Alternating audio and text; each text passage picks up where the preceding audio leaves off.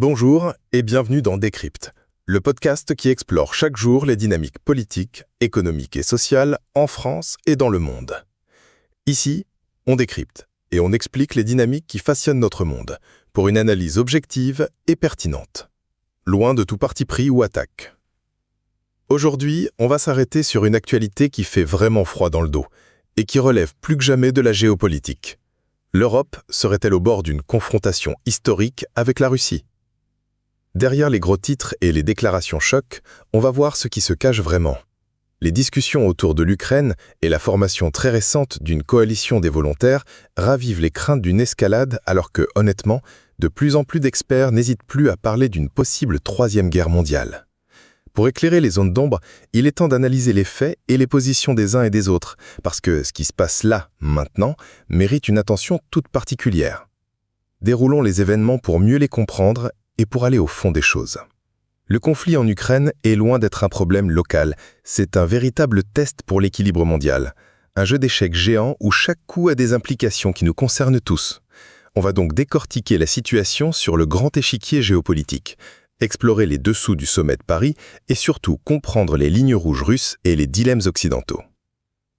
Alors, on est bien d'accord, l'idée d'une troisième guerre mondiale, c'est une ombre persistante, un spectre qui hante les esprits depuis des décennies. Eh bien, certains estiment que cette ombre n'a jamais été aussi près d'éclater. Le champ de bataille se dessine clairement entre un axe Chine-Russie, Corée du Nord d'un côté, et de l'autre, l'Europe et les États-Unis. Il faut bien comprendre que la simple apparition côte à côte des dirigeants chinois, russes et nord-coréens lors d'un défilé militaire à Pékin a été perçue par l'Occident comme une menace stratégique majeure. C'était plus qu'un défilé, c'était une tentative affichée de remodeler l'équilibre mondial des pouvoirs. En réponse, une trentaine de dirigeants européens se sont réunis à Paris. On a appelé ça la coalition des volontaires. Et le but de cette réunion, c'était de finaliser des garanties de sécurité pour l'Ukraine dans l'après-guerre. Mais attention, cette initiative, même si elle est présentée comme un gage de paix, est très loin de faire l'unanimité. Et du côté de Moscou, elle est perçue comme une acte de provocation pure et simple. La situation en Ukraine est donc au cœur de toute cette dynamique. Le conflit s'intensifie et il semblerait que Moscou soit en train de reprendre l'initiative sur le terrain. Face à ça, l'Europe se réarme à une vitesse vraiment sans précédent. L'Union européenne, tenez-vous bien, devrait consacrer près de 381 milliards d'euros à ses dépenses militaires rien que pour cette année. C'est une augmentation significative. Et beaucoup l'attribuent directement à la pression de Donald Trump, qui exige que les membres de l'OTAN allouent 5% de leur PIB à la défense. Un chiffre fou. Du coup, l'Europe est même devenue le premier financeur militaire de l'Ukraine, dépassant Washington. Cette montée en puissance, elle n'est pas anodine. Elle reflète une prise de conscience des risques. C'est le sentiment que le danger n'est plus théorique, mais imminent. Il est là. Du côté russe, les reproches sont ancrés dans une longue, très longue histoire. Moscou dénonce l'expansion de l'OTAN vers l'Est, perçue comme une violation des accords post-guerre froide. Et pour la Russie, cette expansion est une menace directe à sa sécurité. Pour la Russie, l'objectif principal des opérations en Ukraine, ce n'est pas l'occupation, mais, je cite, « l'élimination de la cause fondamentale de la crise ». Et la Russie insiste sur le statut de neutralité de l'Ukraine qu'elle imagine comme un pont entre l'Est et l'Ouest. En plus de ça, le président Poutine a remis en question la légitimité de Volodymyr Zelensky à négocier, arguant que son mandat constitutionnel est terminé. Cette divergence de perspective, c'est ce qui crée une fracture profonde entre les grandes puissances et qui transforme la scène mondiale en un véritable champ de bataille idéologique et stratégique. C'est dans ce contexte de tension extrême que Paris a accueilli la coalition des volontaires les 4 et 5 septembre dernier. L'objectif principal, c'était de débattre et de finaliser un ensemble de garanties de sécurité pour l'Ukraine dans l'après-guerre, incluant le déploiement d'une force de réassurance européenne. Le président français Emmanuel Macron a d'ailleurs déclaré que 26 pays s'étaient formellement engagés à déployer des troupes en Ukraine, au sol, dans les airs ou en mer. Mais attention, uniquement en cas de cessez-le-feu. La France, le Royaume-Uni et la Belgique, entre autres, pourraient donc envoyer des soldats. On compte parmi les 26 pays engagés non seulement des États européens, mais aussi le Canada, l'Australie et même le Japon. La nature de cette force est cruciale. Il ne s'agit pas de faire la guerre à la Russie, mais de garantir la paix, d'offrir un signal stratégique clair et de protéger le territoire ukrainien. Son but est de dissuader toute nouvelle attaque majeure de la Russie après une trêve. L'implication américaine était un enjeu majeur, on peut même dire indispensable.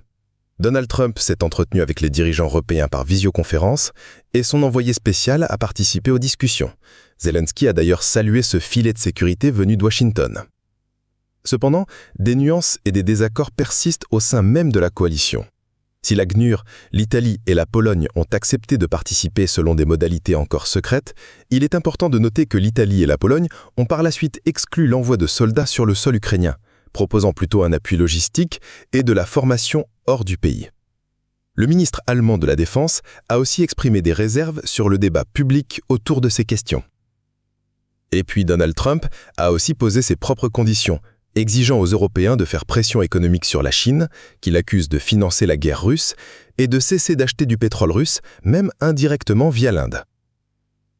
Et la réaction de Moscou à tout ça, elle a été sans équivoque, évidemment. La Russie rejette catégoriquement le déploiement de toute force occidentale en Ukraine, le qualifiant de garantie de destruction et de danger pour toute l'Europe. Un haut responsable russe, Sergueï Chachkov, a même affirmé que le déploiement de forces occidentales en Ukraine serait une nouvelle étape vers un engagement direct entre la Russie et l'Occident. Et la porte-parole du ministère russe des Affaires étrangères, Maria Zakharova, a déclaré que la Russie ne discuterait aucune intervention étrangère en Ukraine, quelle qu'elle soit, la jugeant inacceptable et sapant toute forme de sécurité. Pour Moscou, le sommet de Paris n'est qu'un simple rassemblement du parti de la guerre en Europe. Et il faut bien parler du rôle des armes nucléaires dans cette équation, parce que c'est un facteur de dissuasion majeur. En fait, les sources indiquent que la Russie a réussi à dissuader l'OTAN plus efficacement que l'inverse. Les puissances nucléaires, comme la Russie, représentent une dissuasion importante pour les Européens contre une intervention directe. Face à ces menaces, le secrétaire général de l'OTAN, Mark Rutte, a rétorqué que la Russie n'a pas le droit de s'immiscer dans les décisions souveraines de l'Ukraine. Mais certains analystes occidentaux se montrent sceptiques quant à l'efficacité de garanties de sécurité similaires à l'article 5 de l'OTAN, si l'Ukraine n'est pas un membre à part entière de l'Alliance. Pour eux, ces garanties ne seraient qu'une grande tromperie, facilement révocable par les futures administrations américaines, citant en l'exemple l'action inactive des États-Unis lors de l'annexion de Crimée. Donc, pour résumer, ce qui se dégage de cette situation, c'est un paysage géopolitique d'une complexité et d'une dangerosité extrême. D'un côté, l'Europe et ses alliés manifestent une volonté accrue de soutenir l'Ukraine, non seulement financièrement, mais aussi potentiellement par un déploiement de troupes, sous des conditions strictes et avec un soutien américain crucial, mais qui reste encore très ambigu. De l'autre, la Russie maintient une ligne dure, elle rejette toute ingérence et brandit la menace d'une escalade militaire en cas de déploiement de forces étrangères, même si elles se veulent pacifiques. La question n'est plus de savoir si nous sommes face à une nouvelle guerre froide, mais si la situation ne penche pas dangereusement vers une confrontation militaire directe. Le délicat équilibre entre dissuasion et provocation est testé chaque jour. L'engagement européen est sans précédent, mais la réponse américaine reste déterminante. Les lignes rouges russes sont clairement énoncées et la diplomatie semble de plus en plus difficile. Le chemin vers la paix est semé d'embûches et l'incertitude quant à l'avenir de la sécurité en Europe n'a jamais été aussi palpable. Nous espérons que ces clés de lecture vous permettront d'affiner votre regard sur un sujet qui nous concerne tous. Finalement, il ne s'agit pas seulement de faits, mais des intérêts qui les façonnent. Merci de votre écoute. À la prochaine pour continuer à lire les événements sans filtre.